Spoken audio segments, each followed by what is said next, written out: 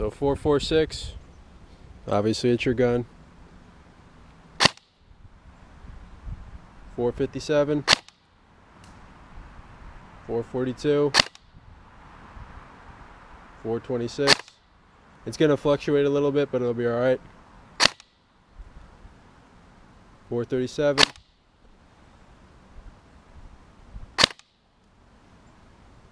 430, 452, 432, 452, 426, 452, 455. All right, guys, next up is Mike M's Platinum M4, the colored one. Okay, you're pretty much going to be seeing similar FPSs with this as opposed to the CQB. So yeah, let's get it loaded, man. Also, guys, as you can tell, when we put the MOSFETs in, we deansed all your guns, so your guns are all deansed, and you will be getting with them the adapters for any Tamian batteries that you guys have. All right, 444,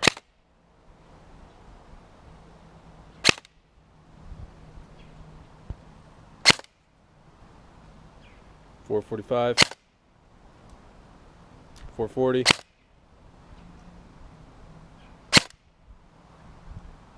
442, 446, 441, 447,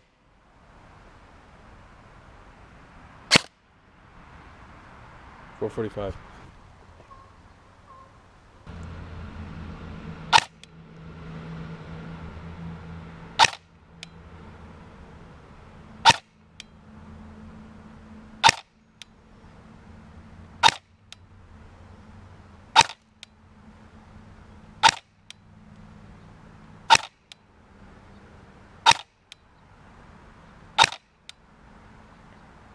This should be good.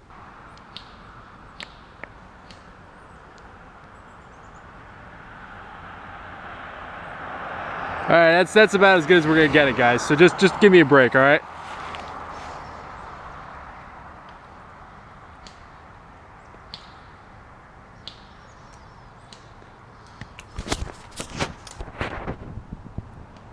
Whoa, that was in the balls.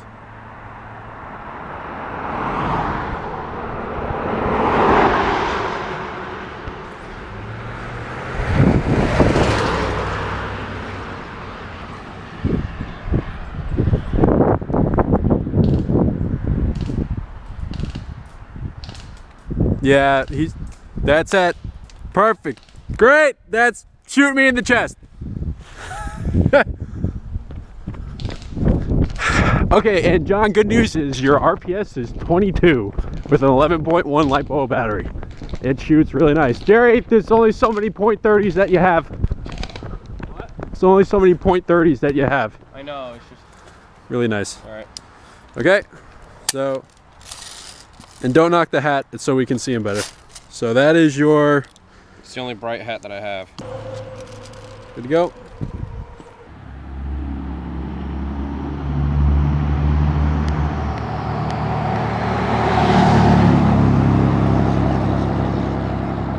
All right, that's about as close as we're gonna get it, guys. So just like I said, give me a break on this. Just make sure I don't get shot. Clearly he hasn't moved.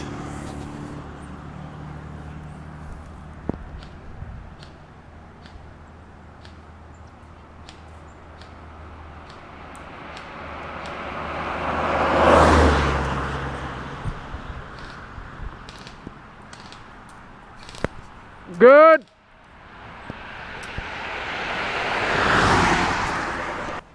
Your M16, Jeremy.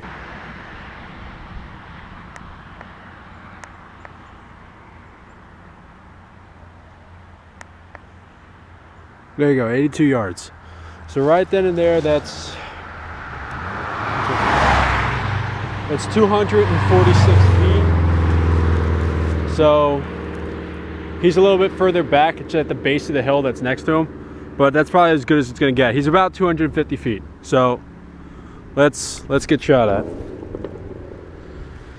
Especially since my battery's dying.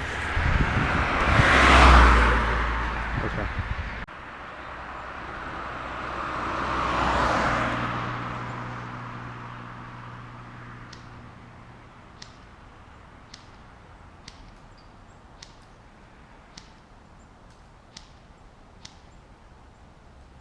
You're going over me.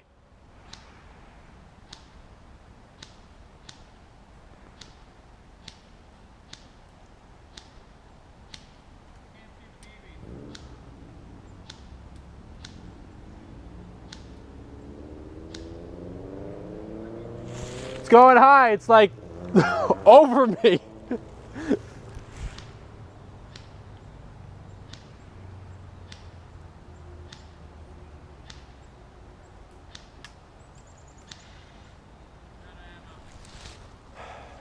All right, I don't know if any of you guys heard that, but that was going over me.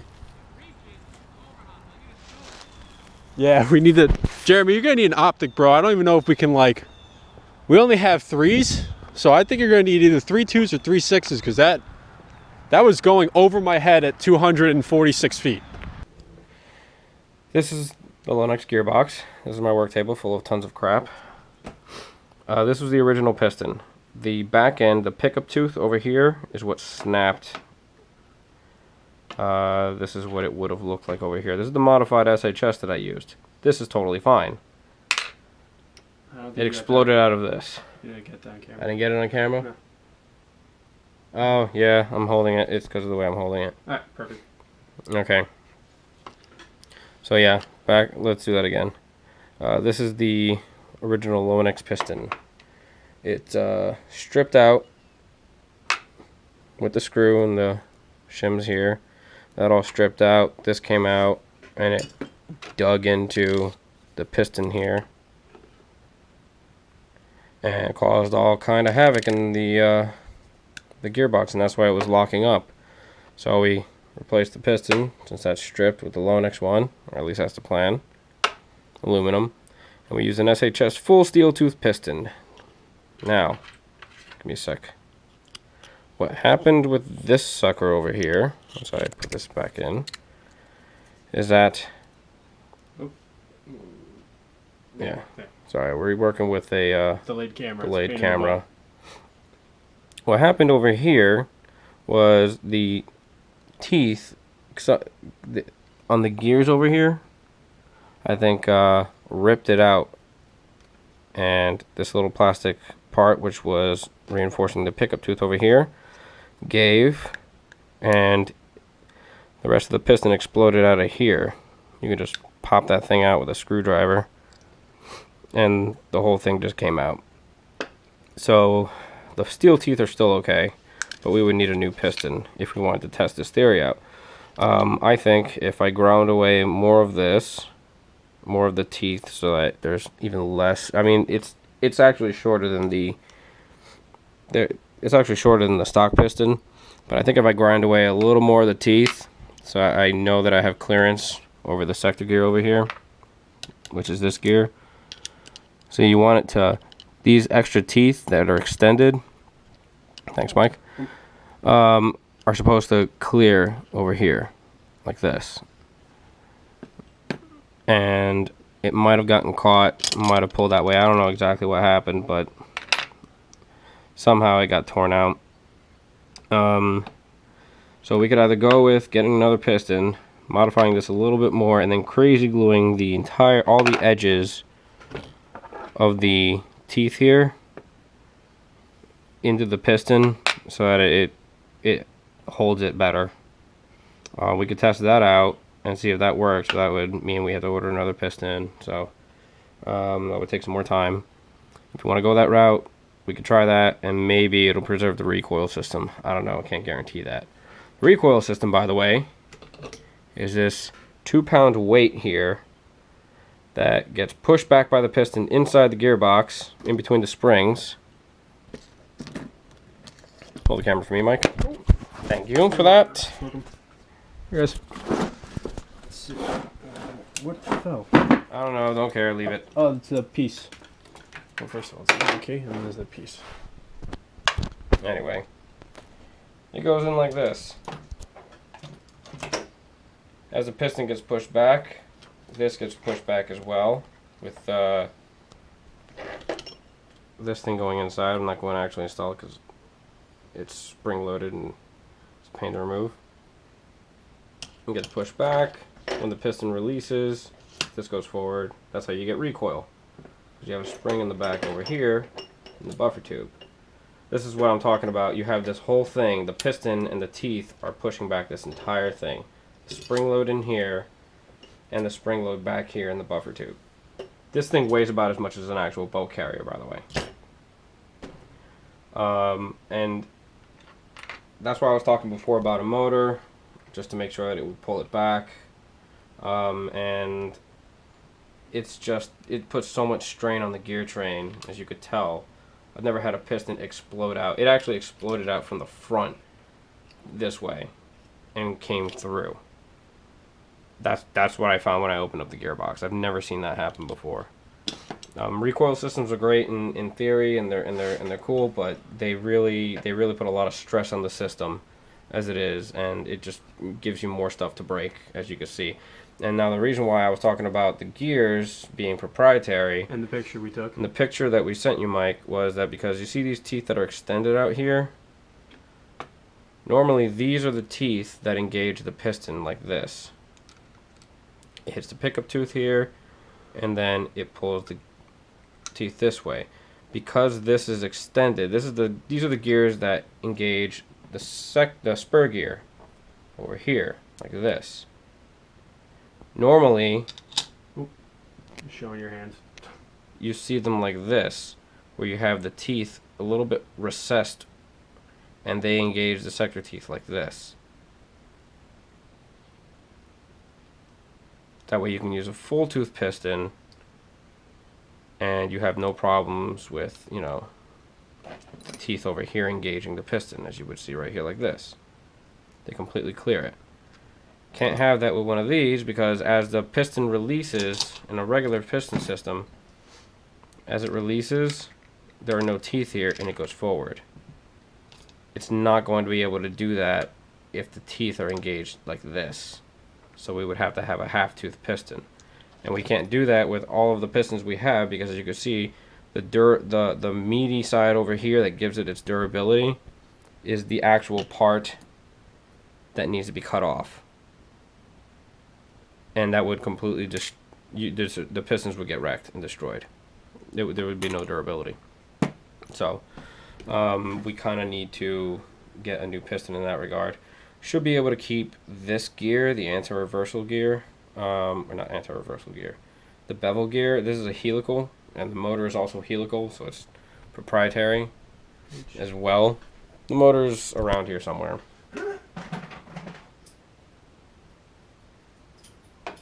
Just give it all this stuff. I don't care. I don't care if there's stuff stuck to it. This is the helical gear on the pinion gear on the motor. On a standard motor, this is what it looks like. Not compatible now, so we would need to pop this off and replace it with a standard pinion gear if we were to put in standard gears, which I think we should be able to do without a problem. We should have plenty of those gears lying around. And yeah, so that's pretty much what you're dealing with the low necks. Alright, so I guess if we were going to go over, if we do the recoil system, What we could do is we could just completely remove the recoil system, and that would take all of this garbage out and basically make the gun function like your standard VFC rifle. You still get the bolt carrier function. It wouldn't go back with every shot, because you'd have to cut a little indent into the pinion gear, and that's just one more thing where if it gets stuck on something, the same thing is going to happen where the teeth just get ripped right through. You don't want to mess with that. At least I don't, because it's just going to be more of a liability in that regard. So what we could do is you could either get a new set of gears, and what we'll do is we have high-speed gears, and it should, if the teeth are the same as they are on the bevel gear Yeah. over here, we should be able to use this bevel gear and keep the helical pinion gear. Typically, you can those are upgrades that Lonix. God damn it! Leave it. I have another. What's right here? I mean, it looks the same. Yeah, so you should be able to use it. Lonix uses these as drop-ins that you could buy separately, along with the pinion gear. That way, it's an upgrade to your setup so that you can use beefier motors and springs. Other than that, everything else is fine. We have the MOSFET wired in. I don't know what the spring is going to chrono at because we haven't been able to shoot it, because every time we try to shoot it, the damn thing breaks. But everything else is fine in the gun, and if we were to just get rid of the recoil system, I could finish it today. Yeah. So pretty much that's the thing, dude. It's either we go ahead and you wait another week and we order the parts that we can do it, and there's no guarantees, but it has a better chance than what we did today of it working. Yeah, or, I mean, I typically learn from my fuck-ups. Yeah. So I might be able to get it to work, and typically when I get, I'm very headstrong, so if I really want it to work, I usually find a way. Yeah, I don't think there's ever been one where we haven't been able to do But that. if you want it now, if you want it now, and if you want it, if you just want the gun back and you want it working, I can get it working. We just need to replace the gears. Yeah. So that we could use the standard piston. Which I think the SHS gears are what? They're like $15. They're like $15. So they're high speed. Yeah, and they're high speed and they're better quality and they're good to go. Well, not necessarily better quality than these. These are Lonix gears. It's true, it's Lonix, so. But it's still a good setup, and this way you have your gun by the end of today and it won't be a problem. But alright, so now we're just going to go over some quick stuff about the other guns. Okay, just some things that you guys might want to just be considerate of in the future. Be aware of. Be aware of. Your barrel over here is a little wobbly. Yeah, Mike, it's a little... I didn't want to take the front end apart because I'd have to knock out the pins and remove the front sight in order to get to the barrel, and that would completely ruin the paint job.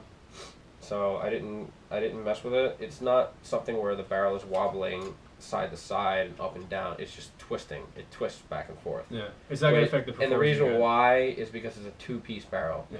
I don't know why VFC put it in a two-piece barrel when they normally put it in a one-piece outer barrel. Yeah. But that's the situation with this gun. It's still accurate and everything. It's not going to affect your accuracy unless it starts to get really loose, and then if your barrel slips out. Yeah. Then that's a problem where you're gonna have to. Well, if it slips out, you won't have to worry about Yeah. wrecking the paint job, because then you can get the rail off. Yeah. Although you would need to still knock off the front sight to put the rail back on once the barrel's in one piece. And the only reason why we didn't do it, dude, is we didn't want to mess up your paint job. That's really what it came down to. You obviously took time to do this, and we didn't want to mess it up. But if it does become a problem, this way you're aware of it. Yeah. All you gotta do is knock these pins out, remove the front sight, unscrew these two inset screws, and then the rail just twists right off counterclockwise. Yeah. And then what I would do, I don't know what they have in here. Normally you have like a grub screw inside of the outer barrel, and that's what holds it in place. So either that got loose, or you just put tons of crazy glue around the outer barrel, line it up, and then let it set. Okay. Sweet. And it shouldn't be too much of a problem. So the next one. With this one, we've been having problems with the Lonix motor connectors, and we don't have any other motor connectors we could test out. Although we might, those right angle ones. We have right angle motor connectors, so if this is still a problem, we're just going to swap them out, the Lonix connectors, with right angle connectors. Yeah. And that should hopefully fix it. The motor connector sometimes slips out, so if you ever have a situation where your gun stops working randomly and nothing happens with the battery, check the motor connectors first, because we've been having an issue where they sometimes slip out. Yeah, you just remove these two screws, dude, and you'll see the two wires. One's green, one's black. The black, it's probably the black one. No, I think the black one's actually it was the green one that was before. Green is positive, that goes to the red the red side, red post. And then black goes to the negative side. But if it's loose, you just connect it. Hopefully that won't happen, because I'm going to try swapping those out. Yeah. Before we send these back, and then test that out. But you know, it happens once in a while. Yeah. It's not something that's too prevalent. It's just, you know, high torque, Yeah. heavy spring. There's a lot of vibrations in this. Also be careful of the trigger pin backing out. You put Loctite in it, right? I did put Loctite in it. It did not work. I'm gonna try more Loctite. The other thing too, dude, is it's 22 RPS. Yeah, 22 rounds a second. It's awesome. Because, like we said, we need to get more torque out of your gun because it's a smaller package. We definitely got more FPS. It was 467. It was like 470. I had to cut Yeah. a few coils. Yeah, to cut some coils. Get it right to 450, and then it was shooting right 450 on the dot, which was great. And 22 RPS with 11.1 LiPo. So this thing's good to go. So again, guys, and great. all the AOEs are adjusted. All the gearboxes are reinforced. All your trigger contacts are good. So 11.1s aren't a problem now. Yeah, you can run 11.1s without any issues. This thing will last a long time. Yep. And if it doesn't, just let us know. Yeah, this is the other thing. If for whatever reason, like a piston blows or something like that, and it just stops working, Yeah. you know, within like a couple thousand rounds or something, Yeah. like within 10,000 rounds or something, just let us know and we'll fix it for free, because it shouldn't do that. Yeah, just send it right back. We really shouldn't be seeing these guns back in the shop for a while, unless there's something you want to do to it. Yeah, unless there's something that needs to be done to it, we shouldn't be seeing these back at all. All right, now the M16. First thing, I replaced your clip over here. Which was missing. Missing. Oh, and this is broken. Oh, actually, that's his. Whose? That was his. The CQBs? Yeah. Oh, we have an extra one? Yeah, I got another one over here. Yeah, your clip on your thing was busted, but now you're good to go. So just there you go. Alright. Give it away before you break it. There you go. That's good. So there you go. Now your gun is fully back to working aesthetics. Yep. This thing, This beast. I love this thing. It's really good. It works really nice. Yeah. Oh, Unfortunately, this is and actually your new anodized blue hop-up unit. Oh yeah, Your Pro Win. your Pro and hop-up unit, which is great. The Prometheus barrel actually sticks out a little bit into your flash hider. Apologies for that. I did not realize that this was an 18-inch M16, not a 20-inch M16. It says on it, mod VR16. So it's supposed to be a 16-inch barrel. It's supposed to be a 16-inch. No, it's supposed to be a 20-inch barrel. 20-inch barrel. But it's not. Unless it's actually an SR16, which would be a 16-inch barrel. Which is possible. Which is possible, and not an M16, but rather an SR16, which has 16-inch barrels, which go up to here, and then this just gives it extra length. Yep. Which is kind of misleading, because I thought it was an M16. But it still has changed the fact that it's good to go. Yeah, it still works. It's fine. There's no problem with that. I've run that on my DMR too. If you see in the video, like, you couldn't see any of the BBs because they were going over my head at 246 feet. Yeah, this more thing, like 200. It's supposed to be 250 because he was further back, but it's whatever. you're gonna be able to pop somebody at 250 feet with this gun. It works really well. It's got a Prometheus barrel, Prometheus bucking inside. We decided to go with a Prometheus bucking instead of a Crytek bucking because it's just much better. Yep. The motor is great. It works semi-auto only. It's shooting 500 FPS average. You know, it goes between 490 and 510. Yep. Once in a while, compression varies sometimes because of it's a heavy spring. Yeah. But it should settle. It should settle after a while. All the springs. All these guns have to break in. Barrels, buckings, they all have to kind of break in. So if they seem off, just you got to let everything break in first, and then you'll see them. Yeah, put about 1,000 to 2,000 rounds through it, and then things should start to settle. Yep. The springs will settle, the buckings will settle, the barrels will settle, they'll wear in. Everything has to break in a little bit. It's brand new. And yeah, that thing works great. It's laser accurate when you can actually see the BBs. Yeah. You know, against the dark background, like within 100 feet. Yeah. It's pinpoint accurate. Yeah. And this thing reaches at least 250 feet. I wouldn't doubt it if you put heavier BBs in it and overhop it a little bit, if you can get more. Yeah. You probably could, because it was pretty much overhopping the threes that we had. I didn't see it overhopping. I mean, because it was going over me, so it was probably overhopping, but I barely engaged the hop-up unit. Yeah, it's also got an SCS nub in it, so it's got a concave spacer. That so instead of the standard rubber spacer that they give you with the Prometheus, I put in a concave spacer, so it kind of like is like a C shape that pushes into the bucking and forces it to curve a little bit, so that actually looks flatter. So you don't get that ball that sticks out of if this is the hop-up window, you normally see like a ball stick out. Yeah. It's actually gonna be flatter. So it actually hugs the baby. That's like the best comment you can use for Prometheus bucking. Yeah. So, I think you're good. Yeah, that gun's good. Yeah, I think all you guys are gonna be set. It's a DMR. Yeah. It's better than my DMR. I'm kind of jealous. Yeah. So as soon as Mike, as soon as you get back in touch with us, man, you let us know what you want to do with the Lonix. That's it. You guys are good. You Yeah. know, all we literally gotta do is just fix that one thing, and it's fine. We could sell it. We could send it out as soon as possible, whenever you guys want it. You guys want to meet up at this weekend and pick it up, or if you guys want us to just ship it out, whatever you want to do. But you guys are good. You're all done. So as soon as we find out what happens for Mike, he'll have that thing assembled by tonight, and you're all right. Yeah, if you guys are planning on going to Zulu or something, let us know, because we could use that weekend to just go to Zulu as well or something. Yeah, and just drop it off and give it to you. So drop it off and give it to you, and then maybe we'll play or something. yeah, I tried getting in touch with Dave to see what events he had coming up. I just wanted to wait until we were all done before I set up anything. So I won't be able to do this weekend. But if you guys want to either try meeting up here or whatever, and meet Jerry at the piano studio or something like that, we'll just ship it to you. Either one's fine. Yeah, we have a family-run piano studio, so I do pickups and drop-offs there. Yeah. So, all right, I think that's it, guys. I'm gonna literally edit this video, and it should be uploaded to YouTube by the time you guys get together. Okay. All right. Awesome, guys. You have any questions? Let us know.